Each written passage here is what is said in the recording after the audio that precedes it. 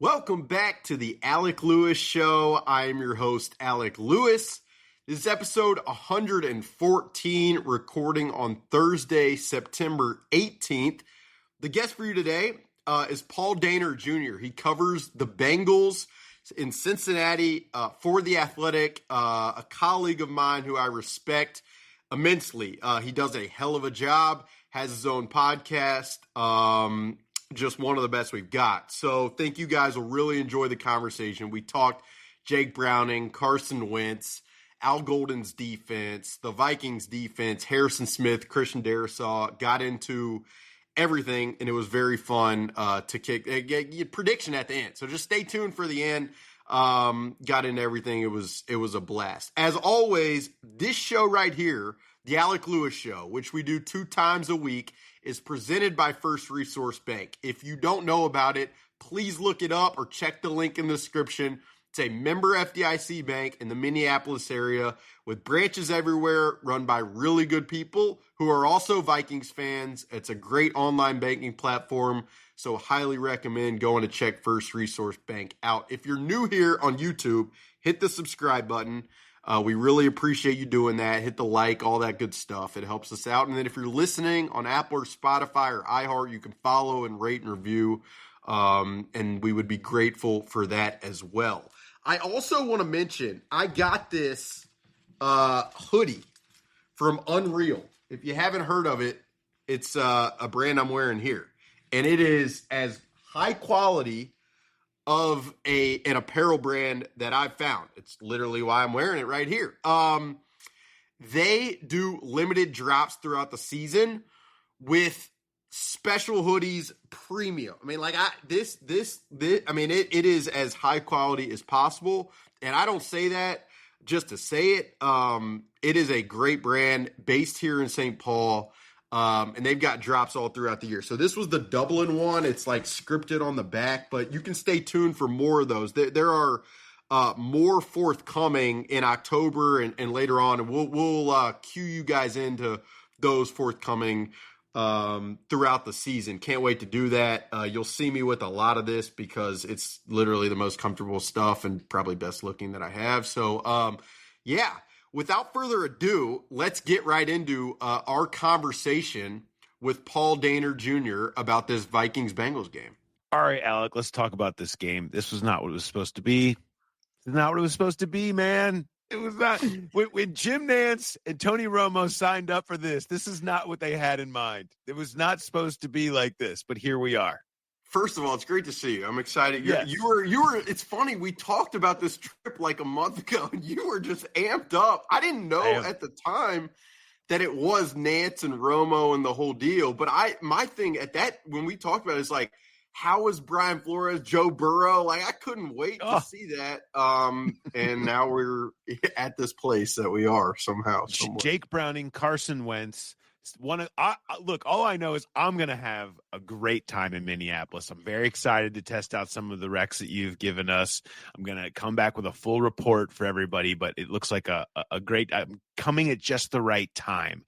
You know, we got this game early in the season, so I don't have to worry about coming when it's cold and snowy or any of that. Lots of great direct flights from Cincinnati to Minneapolis, which I'm excited about. I've done the half-hour layover there a million times where you have to run across the airport. Happy I can not have to worry about that and just get out into the town. So excited about my actual trip, but let's talk about this game. Carson Wentz, does anybody know what to expect here? I feel like I can't find anybody that can put a finger on what to expect with Carson Wentz. Well, he hasn't even been here a month. Like he arrived in, I believe it was August 23rd for a workout. And at the time, the Vikings backup was going to be Sam Howell. They had made this trade with Seattle to get Sam Howell in the draft, and Sam Howell had a brutal training camp. And the Vikings decided at that point we need another backup behind our quarterback who had never played an NFL game. So they brought in Carson Wentz, who had familiarity with quarterbacks coach Josh McCown.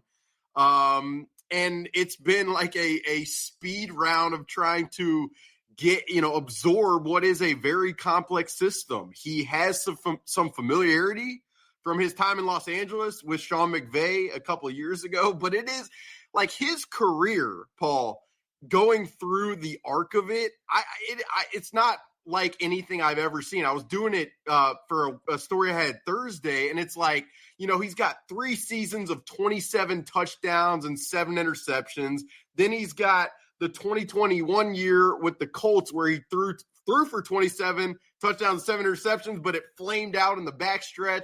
He's had torn ACLs. He's had concussions. He went to Washington and it was terrible. I wrote this. It's like he's been a savior, a backup, a journeyman, a recovered starter. I mean, every single thing. And so with this infrastructure, with this coaching staff, there's probably some reason to believe, but I'm with you where, I've been asked here locally what I expect. There's just absolutely no telling on Sunday what it's going to look like. It's funny because, I think you can say the exact same thing for the Bengals. The Bengals actually probably have a way better feel for what it's going to look like.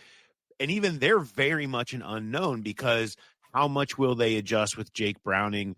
Like, how will they try to be a little bit more run heavy, less featuring some of the Joe Burrow wide open stuff? Will we see more under center play action? All these things that they just don't do a ton of with Joe because he can just sit back and pick people apart. And so how much does that change who they've even been through the first 2 weeks? We have seen this before where we've seen Brian Flores against Jake Browning.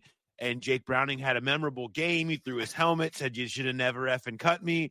And he was unbelievable. He tore up the blitz in a big way in that game. And it was like, okay, so will that cause Brian Flores to scale that back a little bit now, a different game plan that maybe he would have? I don't know. It's as wide open. Usually I feel like you go in and I know exactly what I expect this game to look like and what a winning formula will look like for this team and that team. I don't know. I'm just going to sit back and watch, and we'll figure it out later. My question for you with the Bengals offense, if we just want to start there, because it is curious to me. You mentioned this game from 2023.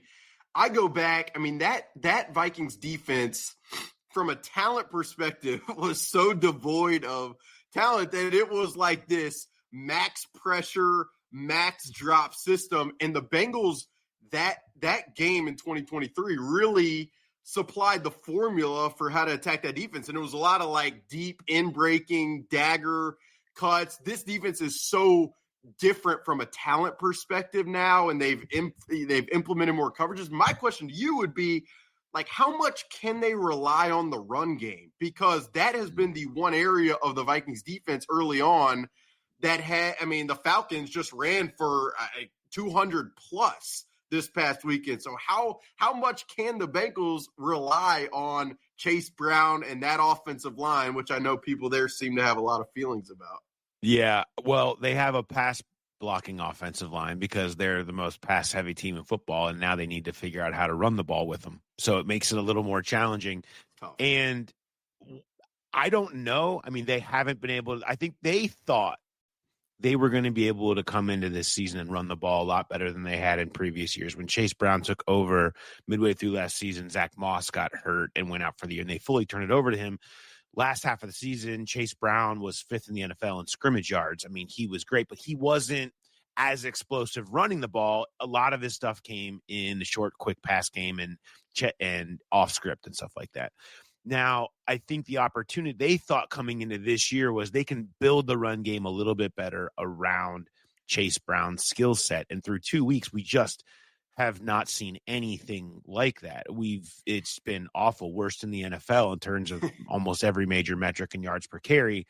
Now, the Browns' run defense is good. So we're in a lot of small sample size territory. I think they're going to give a little bit more effort, obviously, with what's happening at quarterback, into invigorating that, whether that's more 12, which they used a lot last year at times, or just different types of maybe more of the under center and wide zone stuff, stuff that they haven't done as much because they're in gun run game.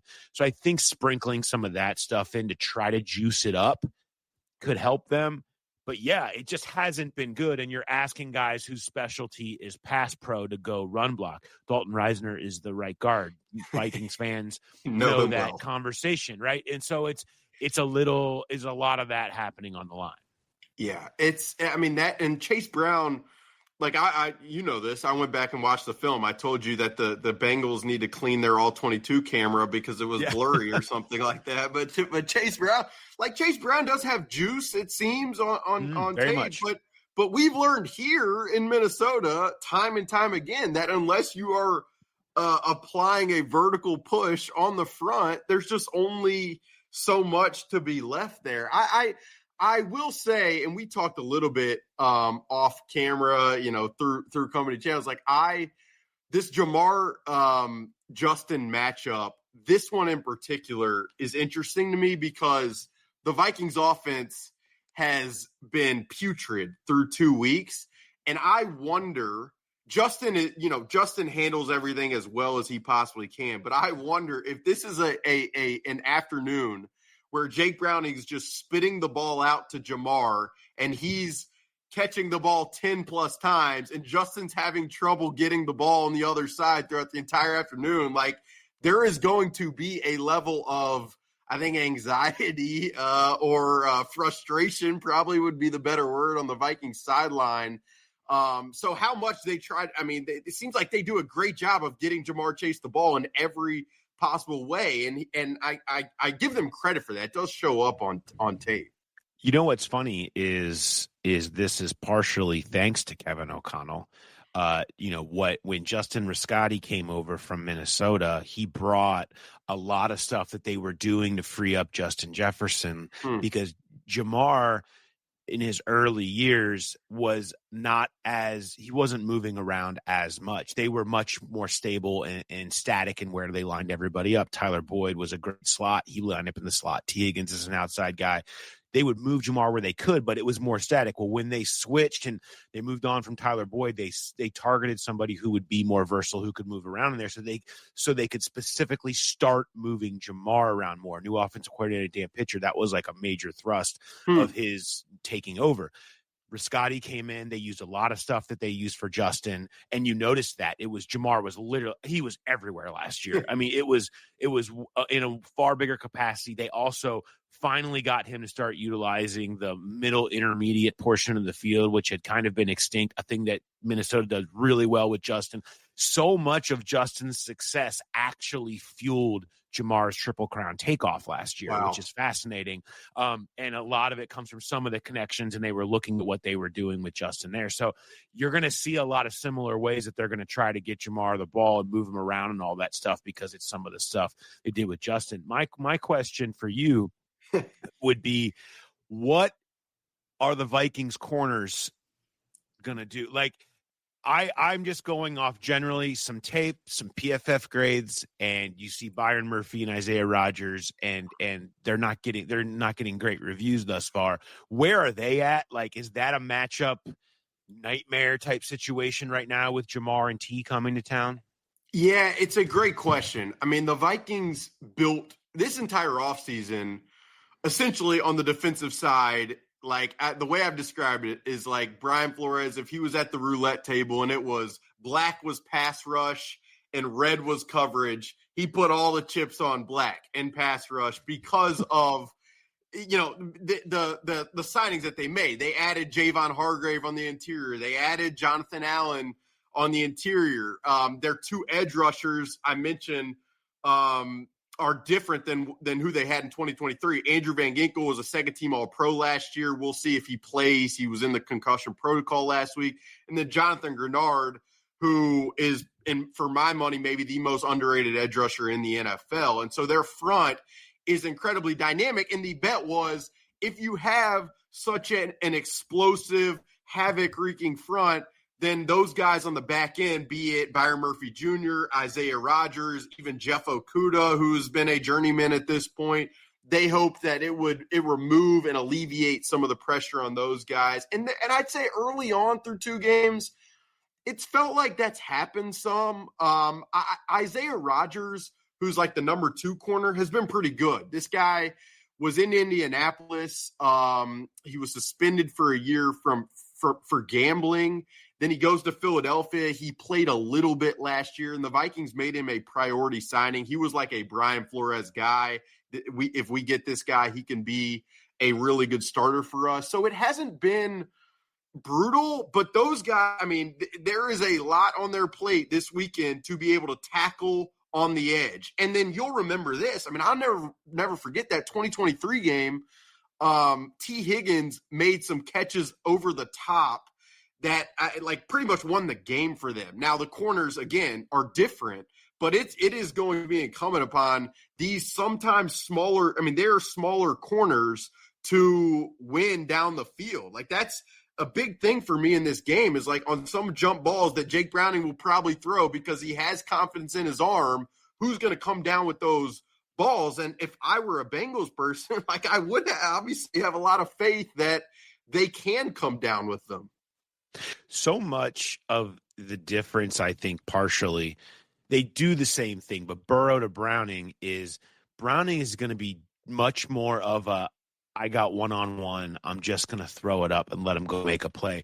Burrow's a little bit more of a dissecting, processing, moving to the second, third read and holding for that extra bump to get something to put them in an even better position. Whereas Browning's going to be a little rougher with it. It's going to be, hey, there's Jamar.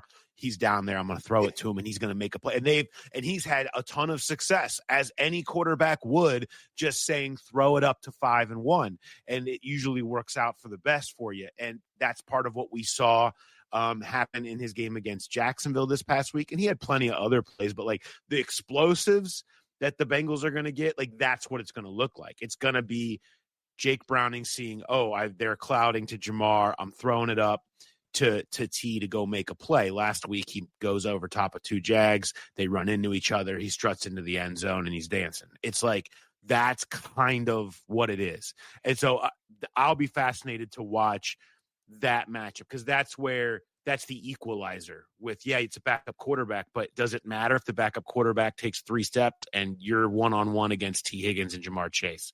That's what they're going to try to tap into. And that's my question. I mean, you said 3 steps. That's my question really more than anything else is like how much 5-step deeper drop are the Bengals going to be willing to try when you have a rookie and Dylan Fairchild blocking Javon Hargrave? Like that matchup, those matchups on the front, as long as these guys are healthy, and even if the Vikings don't have Andrew Van Ginkel and it's Dallas Turner, like that to me could wreck the game. But that is why I expect the Bengals to just spit the ball out, and then it becomes a conversation of how well after the game, how well did Byron Murphy and Isaiah Rodgers and Jeff Okudah tackle? And it is not going to be easy to tackle those because I will also say Harrison Smith, who has played for 90 years, has not played thus far through 2 games with a personal health issue. I would not be surprised if he makes his debut this weekend. And what that does for the Vikings defense, like he athletically, he's never been the most twitchy guy, but he is critical for this defense because of his ability to make checks pre-snap on the field. And Brian Flores gives him the license to tweak things on the fly, and his ability to see it is beyond any other player on the field. So if the Vikings have them, I do expect that to complicate kind of the back end picture even further for Jake Browning and that offense. If there's one thing I know about how the Bengals coaching staff feels about the Vikings defense, if the one thing I could have told you before I looked at anything this week, it's that they are in love with Harrison Smith. They have loved Like they hate playing against him. They have so much respect for his game, and they understand how he's the key that makes so much of what Flo does work because of just his intelligence out there. I mean, I think they look at their own defense and say, why can't we have Harrison Smith? Can somebody get him on the phone waiting for him to like not re-sign and maybe have a chance to get him in here, because they just have a lot of appreciation for how tough he is to play against and for what he does there. So what are you thinking? Is Darrisaw, what's our Christian Darrisaw situation? She's Jen, the ultimate Vikings fan. Okay, everybody, welcome to the Vikings Jan Show fan show. My special guest today is Jared Allen. So, Jared, who you got for the Vikings game this week? Minnesota Vikings. Me too. So that's our show. We'd like to thank our sponsor, the Minnesota Lottery, who reminds you this could be your year. Play the new Vikings Scratch Game for a shot at $100,000, game tickets, and more. Minnesota Lottery. I'm in. Must be 18 or older to play. Yeah, Christian Darrisaw, he tore his ACL last October. ACL and MCL was right before halftime of a Thursday night game in Los Angeles against the Rams. From everything we've heard throughout this entire spring, summer, and the lead up to this season, he's attacked the rehab really well. He's done a great job. I think at this point, it is just a matter of, when is he ready to push full throttle and be back out there? And to do, my thought is to do that, knowing who he would be lining up against in his first game back. Not the biggest easing back into things. But what I would say is, I feel 50-50 on it for Sunday. I know that's not the people who listen to my show probably want more insight than that. It's just been hard to peg. He was questionable for week 1, and then he was out for week 2. So it's been this herky-jerky kind of situation. And if the Vikings don't have Christian Darrisaw at left tackle, Justin School, the backup, has been in the concussion protocol. So you're potentially looking at third-string left tackle Walter Rouse, former fifth-round pick, who has never started a game, lining up across from Trey Hendrickson. And if that is the case, obviously the Vikings are sharp enough to align TJ Hawkinson or tight end Josh Oliver to chip on every single snap. But that has the potential to really wreck the game. And we talked a lot about the Bengals offense. My other thing is I told you this before we started recording, watching the Bengals defense. Dax Hill was kind of interesting to me. Jordan Battle, the safety, was kind of interesting to me. There were about 3 times where the Jags ran jet sweeps at Joseph Asai, and he just, came up the field fast, and there was a 9-yard gain. So I would say, just watching it, I'd have a lot of faith even with Carson Wentz and even potentially without Christian Darrisaw that Kevin O'Connell is sharp enough to scheme it up against this defense. But there's no question when you ask about Christian Darrisaw that if they don't have him and they don't have Justin School, the backup, that is red alert, purple alert, whatever you want to call it, for what might happen, I think, offensively. Having watched a lot of Trey Hendrickson in recent years, especially, he's obviously gets a lot of pressures and a lot of sacks, but he feasts when you have some scrub out there. When you lose somebody or he just dominates. He wrecks the game every single time. And you'll see the Bengals use him. I call him, he's kind of a Mariano Rivera. He's a closer. They like to get up, and then you'll watch Trey will just turn up to another level, especially if he has somebody he knows he can beat and has figured out when it's the fourth quarter and this team's coming down. There's a clip it was on the quarterback show, and I think it was maybe one of the last games of last year, and it's Joe's mic'd up and he's on the sideline at the final drive that someone's trying to make, and he just says, "All right, Trey, come on, Trey," because it's like that at the end of every game. Go close the game. And that's what happens. And we've seen it against some guys that he has overmatched, where it's 2-3 sacks on a final drive where, you can't really do anything about it. It's all the Bengals defense really has right now. Like you said, you mentioned a couple of guys. They're in the development process. Al Golden's trying to get his system. The guys just look, keep it simple. Play fast, know what you're doing, because that was they just had so many busts under Lou Anarumo the last couple of years, guys running the wrong direction. It's you can really see them right now being we're going to be simple so everybody knows what to do and just does it fast, and then we'll grow gradually what we add on. And that's what they've been. You're not going to see anything. It's the anti-flow. He's he's doing everything the opposite of what they're doing. It's just absolutely pure simplicity for the sake of everybody always doing the right thing and playing fast. Well, I told you this, going back and watching the defensive film, it was 3 things: cover 3, man coverage, change up, and then quarter, half, where they're just playing cover 2 on one side and cover 4 on the other, and there's space everywhere. And it honestly, and the Vikings fans are going to be like, ooh, it reminds me a little bit of Ed Donatel, who was here in Kevin O'Connell's first year as the DC, tried to do like a quasi-Fangio system, and it was abysmal, and eventually he was fired after his first season. And I don't say that as it's like a reflection on Al Golden. I just think from a personnel perspective, I mean, even the linebackers, like they're not, it doesn't look like they're exceptional cover players, and they're not explosive like crazy and knife into the run game. And then the cornerbacks, like how Al Golden tries to cover Justin Jefferson in this game. The thing that I wonder from a Viking standpoint is you watch the film and you see cover 3 and cover 1. Nobody ever plays that against Justin Jefferson. So do the Vikings prepare for an Al Golden changeup, or did they think like this is just what they do, so we're going to torch them over the middle of the field? I don't know.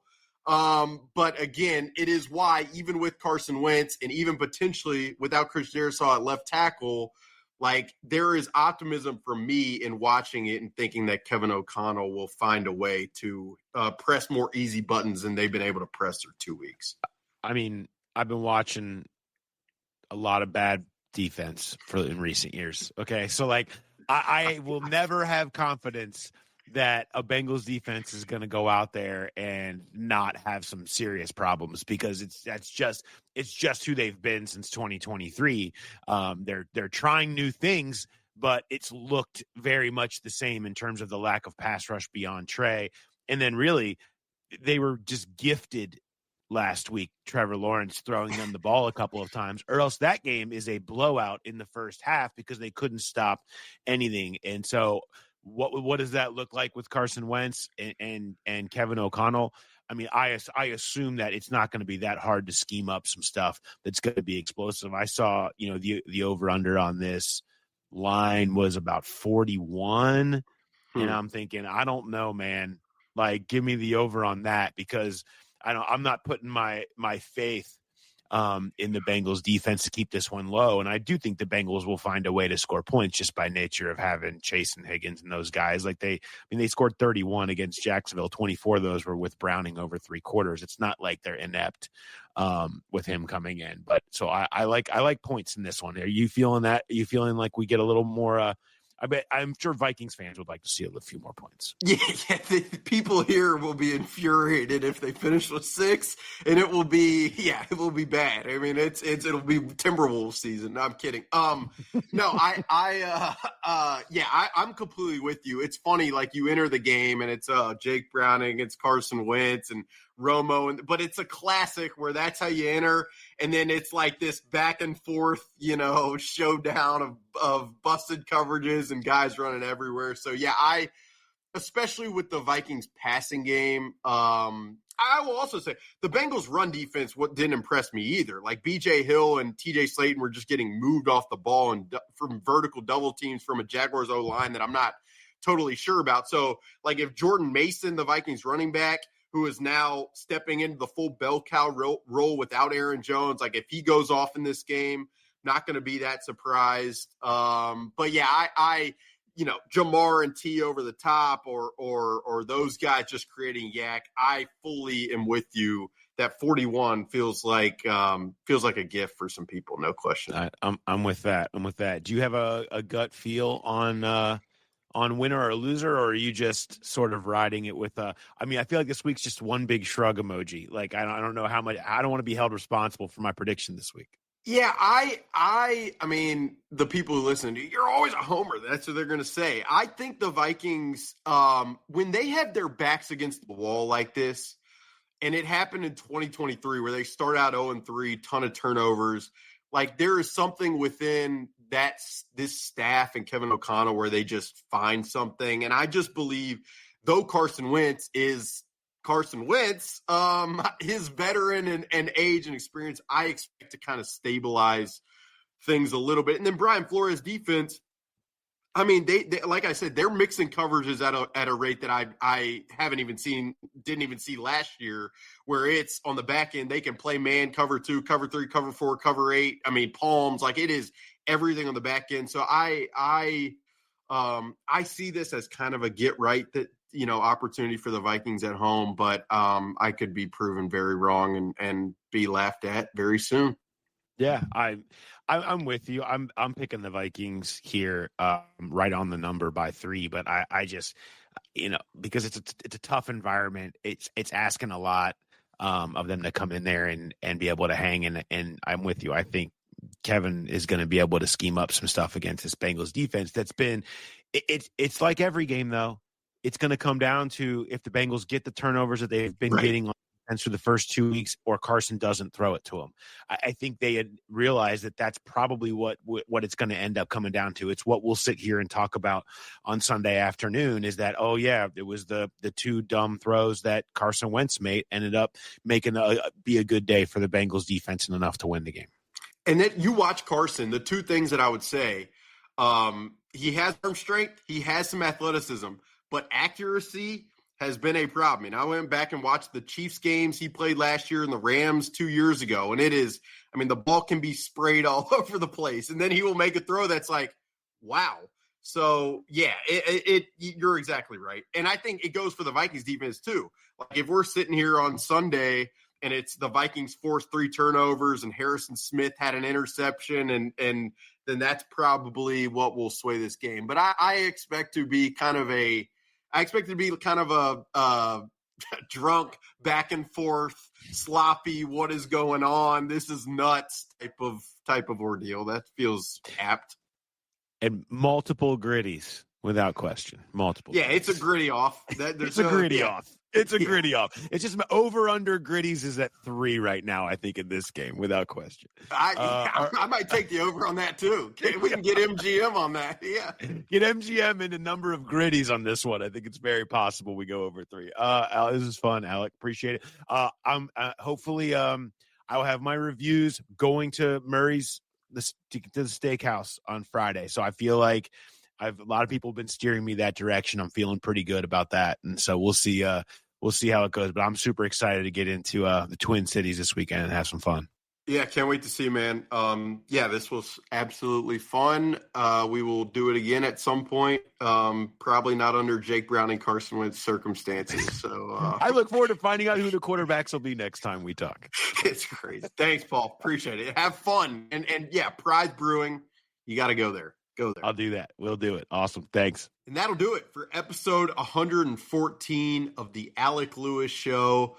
What a fun conversation. Paul is the man. I said it at the top, but he does a hell of a job covering the Cincinnati Bengals, and it is a fascinating team. He's been on everything. The Jamar extension, T. Higgins, the Trey Hendrickson conversations with his contract, the drafts, the lack of success with the drafts on defense, and then obviously the Joe Burrow injury of late. But Paul does a hell of a job. His podcast, The Growler, is really high level. If you're looking for more Bengals content, who doesn't need more Bengals content in their life? Thank you guys for being here on the Alec Lewis Show. You can hit the subscribe button, like button on YouTube. We appreciate that. Please go check out First Resource Bank in the description below. Just such a phenomenal online banking platform.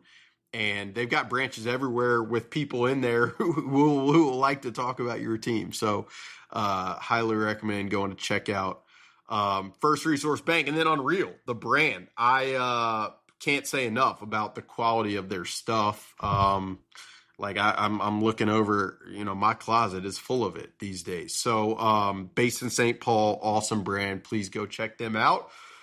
And with that, we will talk to you guys soon. Enjoy the weekend. Enjoy Jake Browning versus Carson Wentz. Who the heck knows what's going to happen? Thank you guys for being here on episode 114 of the Alec Lewis Show.